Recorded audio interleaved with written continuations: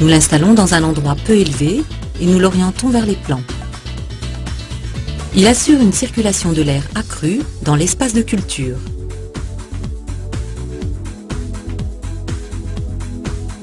C'est d'ailleurs le moment d'allumer l'appareil d'évacuation d'air.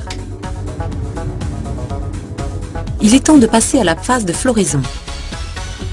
Ce processus s'effectue en ramenant le cycle de lumière de 18 à 12 heures de fonctionnement. Le temps de fonctionnement réduit constitue un signal pour les plants afin de fabriquer des pointes.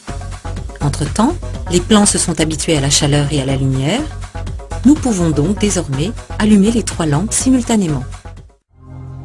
À l'entame de la phase de floraison, nous nettoyons la cuve à eau et la remplissons de 50 litres d'eau. Le programme de culture nous apprend que, lors de cette phase, il faut mélanger du complexe floraison et du supervite à l'eau.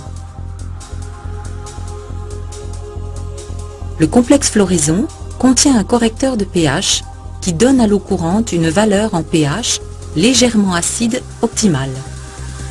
Au cours des 2 premières semaines de la période de floraison, nous donnons tous les jours 200 ml d'eau à chaque plant.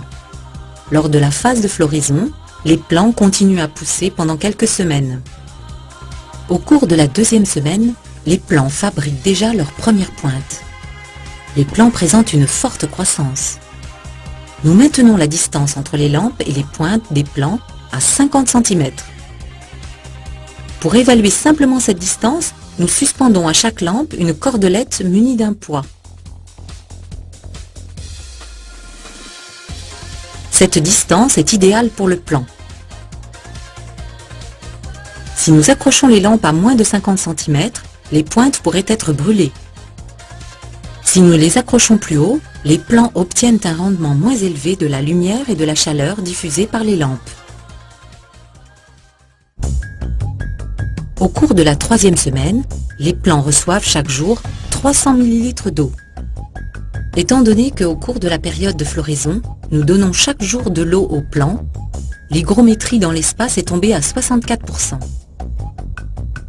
Pendant la culture, les plants émettront une odeur de plus en plus forte.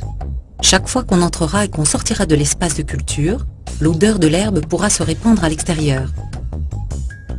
Pour éviter que d'autres personnes remarquent cette odeur, nous plaçons un neutraliseur d'odeur de Vaportec au mur. Cet appareil diffuse un mélange équilibré d'huile volatile dans l'air. L'odeur de l'herbe est ainsi neutralisée.